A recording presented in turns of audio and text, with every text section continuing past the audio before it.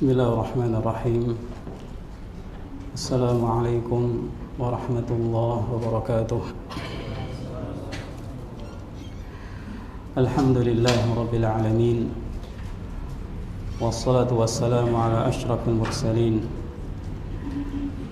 Nabiina Muhammadin wa ala alihi wa sahbihi ajma'in, amma ba'd.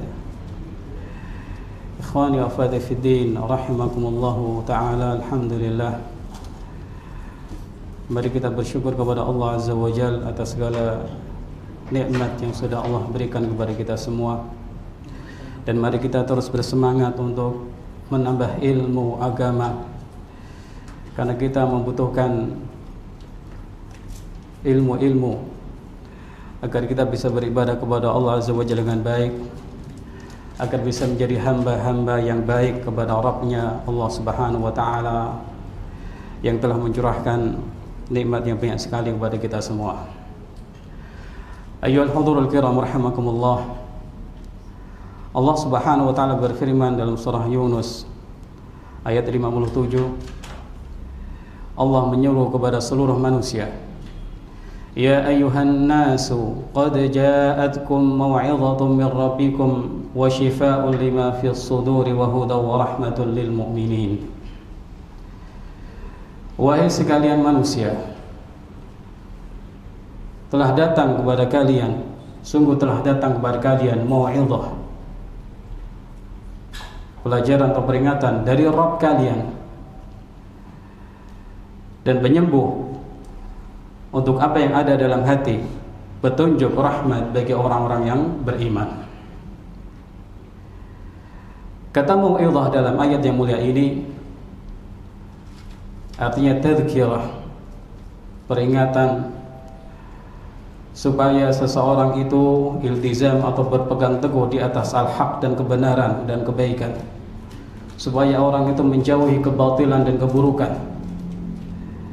Mau'izah artinya juga sesuatu yang memperingatkan manusia dari segala perbuatan yang bisa mendatangkan murka Allah Subhanahu wa ta'ala, yang mengakibatkan datangnya siksa Allah Subhanahu wa ta'ala. Atau kata Imam At-Tabari rahimahullah, mau'izah itu adalah zikra, peringatan yang memperingatkan dan mengingatkan kalian dari siksa Allah ta'ala, dan juga menakut-nakuti kalian dari ancaman Allah Subhanahu wa ta'ala.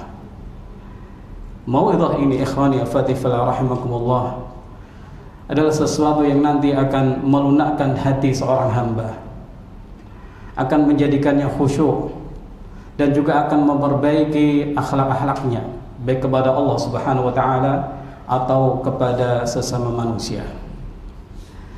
Nah, pembahasan kita pada kesempatan malam hari ini tentang apakah kita sudah mensyukuri 3 nikmat yang Allah berikan kepada kita ini. Syukur kepada Allah atas nikmat-nikmatnya merupakan sikap yang terbaik dari seorang hamba kepada Rabb yang telah memberikan kepada dia nikmat-nikmat yang sangat banyak sampai tidak terhitung. Dan sebaliknya, kufur nikmat kepada Allah Subhanahu wa ta'ala adalah aqbahu al-muqabalah, sikap yang paling buruk yang ditunjukkan seorang hamba kepada Rabbnya. Kita sudah sering mendengar ayat wa id ta'adzana rabbukum la in syakartum la azidannakum wa la in kafartum inna 'adzabi lasyadid. Dan ingatlah ketika Rabb kalian memaklumkan atau memberitahukan, kalau kalian bersyukur maka Allah akan beri tambahan, betul-betul akan beri tambahan. Wa la in kafartum, kalau kalian kufur nikmat, sungguh siksa Allah itu sangat pedih. Ikhwani wa akhwati fillah rahimakumullah ta'ala. Pembahasan kita pada kesempatan malam hari ini tafsir ringkas tentang surah Al-Mulk ayat 23. Allah Subhanahu wa ta'ala berfirman, qul huwallazi ansha'akum wa ja'ala lakumus sam'a wal absara wal af'idah qalilan ma tashkurun. Katakanlah, dialah Allah yang telah menciptakan kalian dan mengadakan bagi kalian pendengaran, penglihatan dan akal, akan tapi sedikit kalian bersyukur. Ayyuhal hudurul kiram rahimakumullah ta'ala. Dalam ayat yang mulia ini, Nabi kita sallallahu alaihi wasallam diperintahkan Allah azza wa jalla untuk mengatakan kepada manusia atau zaman dahulu kepada orang-orang musyrikin Makkah, Qul huwa alladhi ansha'akum. Dialah Allah yang sudah mengadakan kalian dari sebelumnya kalian tidak ada, yang memulai penciptaan kalian tanpa ada yang membantu, tanpa ada yang menolong sedikit pun. Allah Al-Khaliq wahdah. Allah itulah zat yang Maha Pencipta, satu-satunya pencipta. Dan kemudian Allah Subhanahu wa taala menyempurnakan wujud manusia dengan adanya pendengaran, dengan adanya penglihatan, dan dengan adanya afidah. Yang kata Imam Ibnu Katsir, afidah itu adalah al-uqul wal idrak, akal atau daya tangkap. Qalilan ma tashkurun, akan tapi sedikit dari kalian yang bersyukur. Mari kita tadabburi ayat yang mulia ini, ikhwani wa akhwati fillah rahimakumullah. Kita kaitkan dahulu dengan tauhid, dengan akidah. Sebagian ulama menyatakan bahwa setiap ayat itu pasti memuat muatan akidah. Sebagaimana juga setiap hadis itu pasti memuat muatan akidah. Maka tidak boleh ketika orang menerangkan ayat melalui keterangan-keterangan para ulama atau menerangkan hadis kemudian dipisahkan dari muatan akidahnya. Nah, dalam ayat yang mulia ini Allah sebutkan dialah satu-satunya yang menciptakan, dan dialah yang menciptakan semua yang ada pada tubuh manusia. Tapi di sini hanya disebutkan 3 saja ya. Penglihatan, pendengaran dan akal. Nah, Syekh Sa'di rahimahullah menyebutkan bahwa ayat ini Allah ingin menyampaikan kepada hamba bahwa bi annahu wal ma'budu wahdah. Dialah Allah yang satu-satunya yang berhak disembah. Karena dia yang menciptakan. Karena dia satu-satunya yang sudah mengadakan apa yang ada pada manusia ini, terutama penglihatan, pendengaran dan hati atau akal. Sekarang kalau ditanya kepada manusia, apakah ada selain Allah yang berkuasa menciptakan manusia? Tidak mungkin, nggak ada. Silakan lihat Tuhan-Tuhan yang disembah di alam semesta ini selain Allah, apakah mampu menciptakan? Tidak mampu. Bahkan merupakan makhluk yang lemah, tidak punya apa-apa. Maka ayat ini ikhwani wa akhwati fillah rahimahullah menyampaikan pesan bahwa Allah itu adalah al-ma'bud wahda, satu-satunya zat yang berhak disembah. Karena Allah menciptakan, dan juga mengandung muatan iman kepada hari akhir bahwa zat yang menciptakan, yang mengadakan penciptaan ini mampu untuk menciptakan kembali makhluk-makhluk yang sudah meninggal, akan membangkitkan kembali. Allah Maha Kuasa untuk itu, untuk memberikan balasan kepada manusia atas apa yang mereka lakukan. Ayyuhal hudurul kiram rahimakumullah. Dialah Allah yang sudah menciptakan kalian dan mengadakan bagi kalian penglihatan atau pendengaran, penglihatan dan akal. Kenapa disebut 3 ini?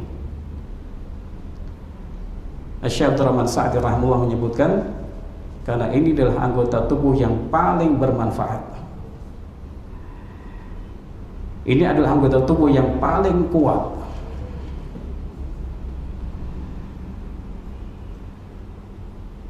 Dalam keterangan yang lain beliau menyebutkan kenapa disebutkan ketika beliau menafsirkan ayat surah An-Nahl ayat 78 ya. Wallahu akhrajakum min butuni ummahatikum. Dialah Allah yang telah mengeluarkan kalian dari perut ibu kalian dalam keadaan la ta'lamuna syai'an, tanpa tahu sedikit pun. wa ja'alakumus sam'a wal absara wal afidah la'allakum tashkurun, dan menjadikan bagi kalian pendengaran, penglihatan dan akal sama. 3 hal ini saja yang disebut dalam surah An-Nahl ayat 78 tadi, sebagaimana hanya disebutkan dalam surah Al-Mulk 23 tadi. Kenapa? Li syarafiha, karena kemuliaan 3 anggota tubuh ini. Wa li fadliha, karena punya keutamaan lebih dibandingkan yang lain. Dan poin setelahnya beliau mengatakan wali annaha miftah likulli ilmin, karena 3 ini menjadi kunci masuknya ilmu bagi seorang manusia. Karena ilmu, kata beliau, tidak masuk kepada manusia kecuali melalui salah satu pintu ini, dari matanya atau dari pendengarannya atau melewati hatinya.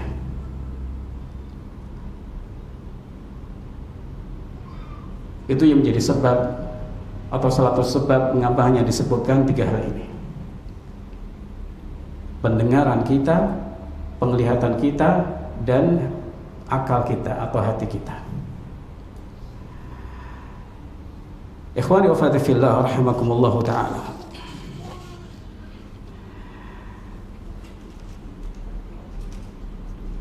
Tiga anggota tubuh ini, mari kita renungi betapa besar manfaat yang ada pada ketiga-tiganya. Bisa melihat, bisa mendengar, dan bukan menjadi orang gila. Supaya mudah Pak ya, untuk menerangkan nikmat akal, langsung dikasihkan contoh kebalikannya. Siapa yang tidak punya akal? Orang gila. Dari pagi ketika seseorang membuka matanya setelah bangun sampai tidur lagi, dia mendapatkan nikmat yang banyak dari Allah Subhanahu wa taala melalui mata saja. Demikian juga melalui pendengarannya, melalui hati atau akalnya. Tidak lepas dari nikmat-nikmat Allah melalui 3 anggota tubuh ini, melalui 3 nikmat besar ini: mata, pendengaran, dan akal atau pemahaman. Nah, Allah Subhanahu wa taala menyampaikan qalilan ma tashkurun, akan tapi sedikit kalian yang bersyukur. Syekh Abdul Rahman Sa'id rahimahullah mengatakan qalla minkum asyakir, sedikit dari kalian yang bersyukur. Wa qalla minkum asyukru, dan sedikit syukur kalian. Ini satu hakikat yang Allah sampaikan kepada kita, supaya kita terdorong untuk banyak-banyak bersyukur kepada Allah, terutama atas 3 nikmat besar ini: nikmat mata, nikmat bisa mendengar, dan nikmat akal, atau sebagian ulama menyebut nikmat hati.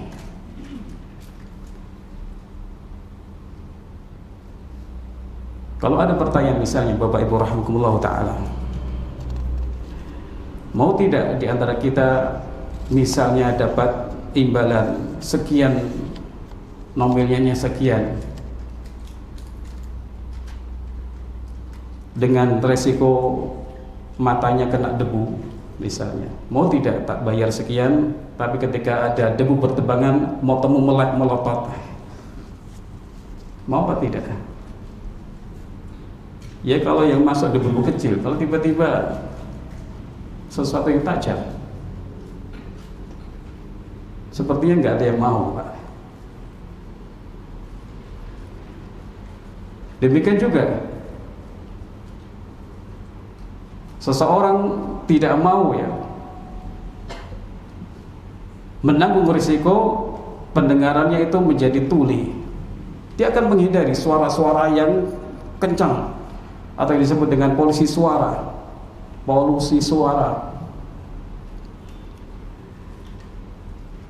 dengan harapan pendengarnya itu tetap sehat.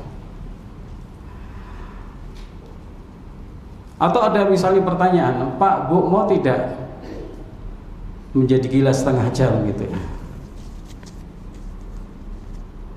Atau nggak usah setengah jam, 10 menit misalnya. Kemudian orang bertindak melakukan hal-hal yang tidak masuk di akal, atau melakukan hal-hal yang ngawur, melakukan hal-hal yang memalukan. Orang berakal tidak mau. Iman, kan akal sehat itu mahal. Nah, Allah Subhanahu wa taala sebutkan 3 hal ini karena merupakan nikmat besar, walaupun yang lain juga nikmat-nikmat yang sangat kita butuhkan. Qalilan ma tashkurun, sedikit di antara kalian bersyukur. Mari kita ingat kembali perkataan Syekh Sa'di rahimahullah, qalla minkum asyakir, qalilun minkum asyakir, sedikit dari kalian yang bersyukur, wa qalilun minkum asyukru, dan sedikit syukur kalian. Yang bersyukur sedikit, yang sudah bersyukur syukurnya pun masih sedikit. Kenapa bisa disebut sedikit? Karena nikmat penglihatan itu bisa dikatakan nggak putus-putus bagi kita. Nikmat penglihatan, pendengaran pun tidak putus-putus. Nikmat akal pun tidak putus. Nah, sekarang sejauh mana kita bersyukur kepada Allah Subhanahu wa taala atas nikmat-nikmat tersebut? Atau pertanyaan diganti, sejauh mana kita menyadari kalau itu adalah nikmat besar buat kita semua? Berapa banyak kita lalai ya, seolah-olah ya sudah gitu. Biasanya mata sehat ya sehat, biasanya pendengaran sehat ya dianggap begitu saja sehat, biasanya nggak gila ya dianggap nggak gila. Lalai bahwa itu semua adalah nikmat-nikmat besar dari Allah Subhanahu wa taala yang wajib disyukuri, yang harus kita syukuri. Kita yakini itu adalah nikmat dari Allah, semata-mata dari Allah, walaupun ada usaha-usaha yang dilakukan seorang manusia. Dan kemudian cara mempergunakannya adalah untuk ketaatan kepada Allah Subhanahu wa taala. Itu yang diisyaratkan oleh Imam Ibn Katsir rahimahullah taala, ma aqalla ma tasta'miluna hadhil quwa allati an'ama Allah biha 'alaikum fi ta'ati wa imtithali awamiri wa tarki zawajirihi. Betapa sedikit kalian menggunakan kekuatan-kekuatan 3 anggota ini yang sudah Allah berikan kepada kalian dalam ketaatan kepadanya, dalam menjalankan perintah-perintahnya, dan dalam menghindari larangan-larangannya. Sangat sedikit orang menggunakan 3 nikmat besar itu untuk ketaatan kepada Allah Subhanahu wa taala. Seringkali untuk hal yang sia-sia. Bahkan yang lebih parah adalah kita bermaksiat kepada Allah dengan nikmat-nikmat besar ini yang Allah berikan kepada kita. Pendengaran, penglihatan, dan akal. Ikhwani wa akhwati fillah rahimakumullah taala. Jadi cara mensyukuri nikmat-nikmat Allah taala secara umum prinsipnya atau kaidahnya adalah menggunakan nikmat-nikmat tersebut dalam rangka mencari ridha Allah taala, dalam rangka untuk menaati Allah Subhanahu wa taala, atau kita menggunakan nikmat-nikmat itu untuk menjalankan perintah Allah dan menghindari larangan-larangan Allah Subhanahu wa taala yang terdapat pada nikmat-nikmat tersebut. Ayyuhal hudhurul kiram rahimakumullah taala. Kita kembali kepada keistimewaan 3 nikmat tadi ya, yang dikatakan oleh Syekh Sa'di rahimahullah, bahwa penglihatan, pendengaran, dan akal atau kemampuan mencerna itu adalah kunci untuk mendapatkan ilmu. Maka cara untuk mensyukuri 3 nikmat besar ini adalah menggunakan 3 hal ini untuk mempelajari ilmu-ilmu, untuk mempelajari kebenaran yang datang dari Allah Subhanahu wa taala, yang biasa disebut dengan al-haq. Mari kita gunakan pendengaran kita, penglihatan kita, dan akal kita dalam rangka mempelajari, memahami al-haq yang datang dari Allah Azza wa Jalla melalui Nabi Muhammad SAW. Dan risalah beliau disebut al-haq karena merupakan kebenaran yang ada di puncak kebenaran. Itu makna al-haq. Nah, pengajian seperti ini, ikhwani ukhwati fillah rahimakumullah taala, itu juga merupakan salah satu cara bersyukur kita atas 3 nikmat tadi. Dalam majelis ilmu, seseorang melihat, mungkin melihat bukunya, melihat materi, atau melihat yang menyampaikan faedah ilmiah, dia pun menggunakan pendengarannya untuk menyimak dengan baik, lalu dia berusaha mencerna yang disampaikan. Syukur-syukur bisa faham semua. Tapi kata Syekh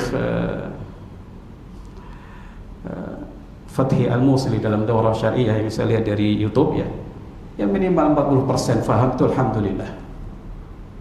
Nanti diulang lagi pelajarannya, dilihat lagi catatannya, sehingga pemahaman bertambah dan bertambah. Jadi saat seseorang hadir di majelis ilmu itu, dia sedang mensyukuri nikmat Allah, sedang mensyukuri 3 nikmat besar ini, untuk menyimak kajian atau nasihat, untuk melihat materi atau pelajaran, dan juga untuk berusaha memahami ajaran-ajaran Islam yang disampaikan oleh para penceramah. Ikhwani wa akhwati fillah rahimakumullah taala. Dalam Islam ini ada keindahannya, artinya ada sekian ragam ibadah yang sudah disyariatkan Allah Azza wa Jalla, Rasulullah SAW untuk anggota-anggota tubuh ya. Ada ibadah mata, ada ibadah telinga, ada ibadah hati ya. Ada ibadah yang sifatnya pakai uang, pakai kekuatan jasmani. Nah, untuk ibadah mata ya, dengan melihat mushaf ya, seseorang melihat mushaf, merenungi kandungannya, atau melihat buku pelajaran, atau istilahnya membaca dalam hati ya, itu ibadah. Ibadah yang dilakukan oleh 2 mata kita. Ibadah yang lain yang bisa dilakukan oleh mata adalah merenungi ciptaan-ciptaan Allah Subhanahu wa taala yang di alam semesta ini. Ketika panjenengan piknik ya, jangan hanya digunakan untuk sekedar menghibur diri, atau untuk hiburan, atau untuk penyegaran, refreshing, piknik yang ke pegunungan, tapi juga diniatkan untuk tadabbur fi malakutis sama, fi makhluqatillah, mentadabburi ciptaan-ciptaan Allah Subhanahu wa taala, yang nanti akan meningkatkan iman seorang hamba, yang nanti akan juga mendorong seorang hamba untuk sampai pada poin Allah itu menciptakan segala sesuatu semuanya hak, tidak ada yang batil, semuanya ada hikmahnya, ada maksudnya, ada tujuannya. Tidak ada satupun ciptaan Allah yang batil, yang diciptakan tanpa ada hikmah atau tujuan. Tidak mungkin. Maha suci Allah dari main-main, sifat main-main. Ibadah yang juga bisa dilakukan oleh mata adalah ini yang istimewa sekali, khasyah minallah, menangis karena takut kepada Allah Subhanahu wa taala. Nabi kita sallallahu alaihi wasallam menyampaikan salasatun la taran nar yaumil qiyamah. Ada tiga mata yang tidak akan melihat neraka pada hari kiamat. Di antaranya adalah wa'ainun bakat min khasyatillah, mata yang menangis karena takut kepada Allah Subhanahu wa taala. Jadi ada 3 ya, mata yang takut karena Allah, takut siksa Allah, dia mengingat kembali dosa-dosanya sehingga khawatir siksa Allah Subhanahu wa taala, kemudian dia bertaubat, berharap selamat. Dan mata yang begadang di jalan Allah Subhanahu wa taala, yang terjaga di jalan Allah, wa ainun tahrusu fi sabilillah.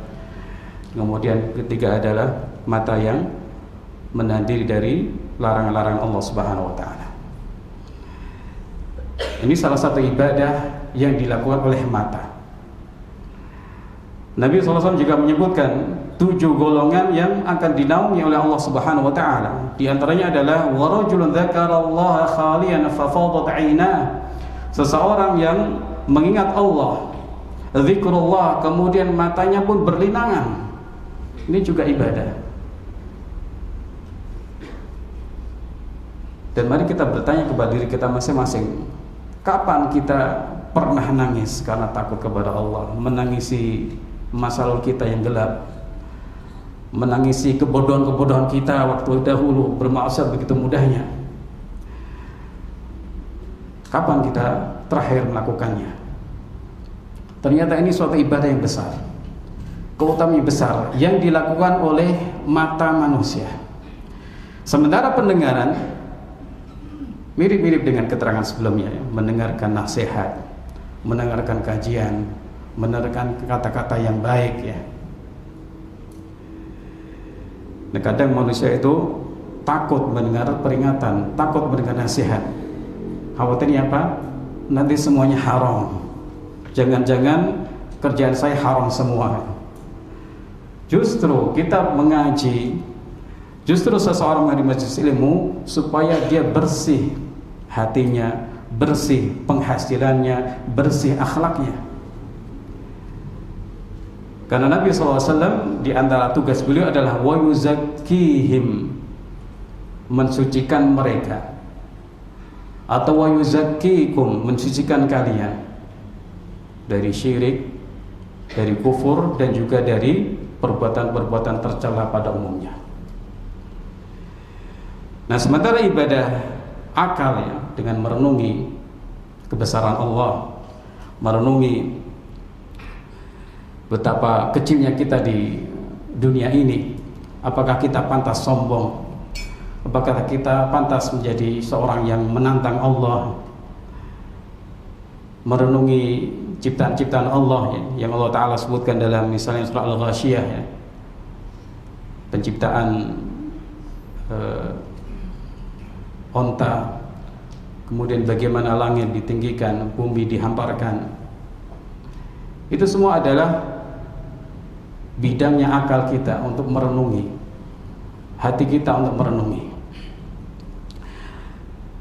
Demikian juga ikhwan wa akhwati fillah rahimakumullah taala, ketika seseorang itu sholat pun hendaknya 3 nikmat ini kita aktifkan, ya. Menyimak bacaan-bacaan imam, kita renungi. Atau seorang kalau sholat sendiri, ya, memahami, mencoba memahami dan merenungi apa yang dia baca. Kemudian mata melihat ke bawah, dia mendengar bacaannya ketika mohon Rabbil firli, ya, betul-betul mohon ampunan kepada Allah Subhanahu wa taala. Lisannya sejalan dengan hatinya. Yang dia dengar betul-betul dia simak dengan baik semuanya, kemudian masuk ke dalam hatinya. Ayyuhal hudhurul kiram rahimakumullah taala, qalilan ma tashkurun. Akan tapi sedikit di antara kalian yang bersyukur, ya. Maka kata sebagian ahli tafsir, kalimat terakhir dari ayat ini adalah berisi dorongan supaya kita itu banyak-banyak bersyukur kepada Allah Subhanahu wa taala. Banyak-banyak bersyukur kepada Allah Subhanahu wa taala atas nikmat Allah melalui 3 nikmat ini yang Allah curahkan. Baru 3 nikmat ini saja Allah sudah menyebut qalilan ma tashkurun, sedikit kalian yang bersyukur. Qalilun minkum syakir wa qalilun minkum asykur, sedikit dari kalian bersyukur dan sedikit syukur kalian. Baru 3 nikmat ini saja. Bagaimana kalau ditambah dengan nikmat-nikmat yang lain yang ada di anggota tubuh kita? Ya, secara zahir, tangan alhamdulillah masih bergerak luas, sendi juga masih luas, masih sehat, kaki juga belum asam urat, Pak, ya. Kemudian kita lihat organ-organ dalam kita, alhamdulillah sistem pencernaan sehat dengan makna yang luas, baik, ya. Kemudian sistem peredaran darah juga lancar, alhamdulillah. Detak jantung juga normal. Ini nikmat-nikmat yang juga sangat besar, dan orang baru tahu betapa mahalnya nikmat ini kalau sudah kena masalah, ketika organ-organ itu mengalami disfungsi, nggak jalan, gagal ini, ya sudah. Pengobatannya mahal, kalau tidak bisa ya al-maut, kematian yang datang. Kemudian nikmat yang lain, rezeki. Kemudian nikmat keselamatan, nikmat aman. Kita masih sering lalai ya, pergi ke kantor, pulang kantor aman, seolah-olah karena kesigapan kita dalam menyetir mobil, menyetir motor, atau kesehatan kita. Padahal itu semua tidak lepas dari nikmat Allah Subhanahu wa taala. Atau anak kadang-kadang berangkat sendiri ke sekolah, pulang selamat, alhamdulillah. Itu nikmat dari Allah Subhanahu wa taala. Bukan karena lingkungan aman, bukan karena yang lain-lain, tapi mari kita yakini itu murni nikmat dari Allah Subhanahu wa taala. Anak kembali dalam keadaan sehat, selamat.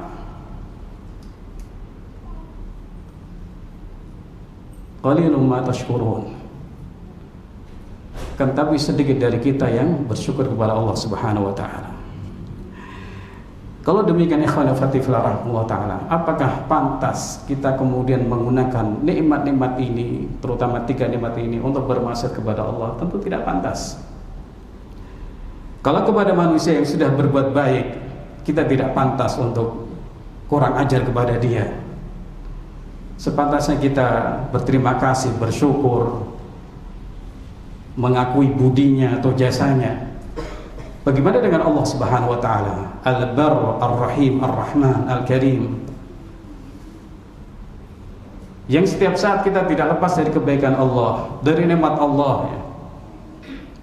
Yang setiap saat kita tidak pernah lepas dari hidayah Allah Subhanahu wa taala. Tadi belum kita sebut ya, nikmat yang lain, nikmat hidayah, nikmat iman.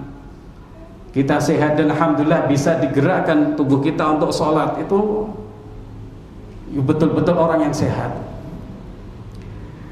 Telinga sehat dan kemudian bisa menerima sehat, itu betul-betul sehat. Mata sehat dan kemudian dipakai untuk ketaatan kepada Allah, itulah mata yang betul-betul sehat. Itulah al-afiyah. Al-afiyah itu tubuh sehat dan dipakai untuk ibadah kepada Allah, itulah yang sehat wal afiyah. Karena Allah sudah menyampaikan orang munafik itu summum bukmun umyun,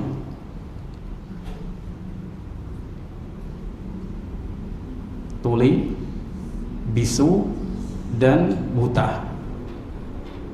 Padahal mereka tidak seperti itu secara zahir.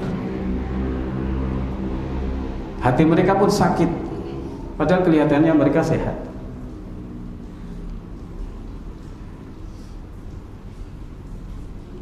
Nah, jadi orang yang betul-betul sehat adalah orang yang tidak mempergunakan nikmat-nikmat itu secara khusus dan nikmat-nikmat Allah secara umum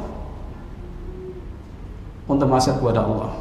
Tidak menggunakannya untuk maksiat, tapi menggunakannya untuk beribadah kepada Allah Subhanahu wa taala melalui keterangan-keterangan yang sudah disampaikan Nabi kita SAW. Ibadah mata, ibadah kaki, ibadah tangan, ibadah harta. Ya. Allah sudah menyebutkan dalam surah Quraisy ya. Allah mengingatkan nikmat besar yang Allah berikan kepada suku Quraisy ya. Mereka dihormati, mereka tidak dimusuhi oleh orang lain, ketika mana-mana mereka aman ya. Maka Allah ingatkan, "Falyabudu rabb hadzal bait alladzi at'amahum min ju' wa amanahum min khauf." Maka ini bentuk syukur kepada Allah. Hendaknya mereka menyembah Rabb hadzal bait, Allah Subhanahu wa taala, yang sudah memberikan makan mereka sehingga mereka tidak lapar dan memberi keamanan kepada mereka. Inilah prinsip atau pedoman dalam bersyukur kepada Allah Subhanahu wa taala. Menggunakan nikmat-nikmat yang Allah berikan untuk ketaatan kepada Allah, untuk melaksanakan perintah Allah Subhanahu wa taala, dan tidak mempergunakannya untuk maksiat kepada Allah Subhanahu wa taala. Karena itu adalah aqbahul muqabalah, sikap dan respon yang paling buruk yang dilakukan seorang hamba yang sangat kecil ini kepada Rabb yang maha besar dan maha mulia. Ikhwani wa akhwati fillah rahimakumullah.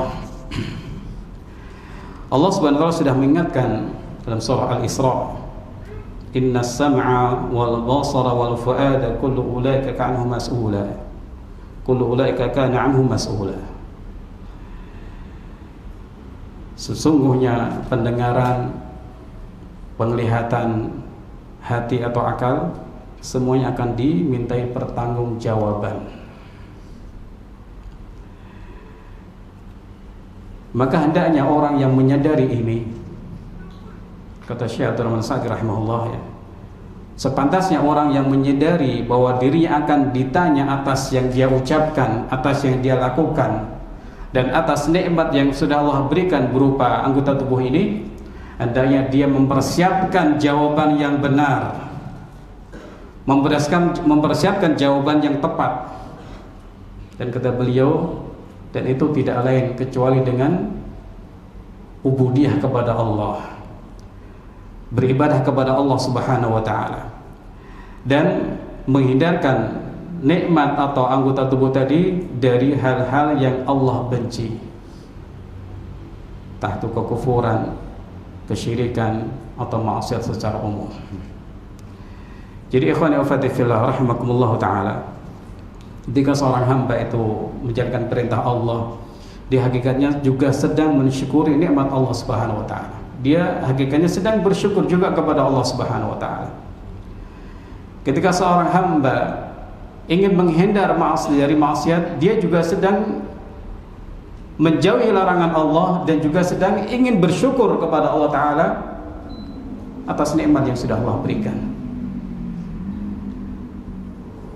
Kehidupan kita ini tidak lepas dari antara syukur dan sabar. Tatkala orang mendapatkan nikmat-nikmat, maka hendaknya dia bersyukur kepada Allah Subhanahu wa taala. Nikmat itu murni dari Allah, anugerah itu murni dari Allah Subhanahu wa taala, maka sepantasnya kita menggunakan nikmat-nikmat itu dalam hal-hal yang Allah perbolehkan, dan juga dalam rangka mencari ridha Allah Subhanahu wa taala dengan beribadah kepada Allah dengan nikmat-nikmat tersebut. Namun seperti yang sudah Allah sebutkan, qalilun wa qalilan ma tashkurun, ya, sedikit dari kalian yang bersyukur, maka kita hendaknya juga banyak-banyak istighfar, mohon ampun kepada Allah Subhanahu wa taala, ya, karena sering lalai, karena sering lupa diri, dan juga kadang-kadang berbuat maksiat. Nasallallahu al-afiyah wa na'udzubillah min dzalik.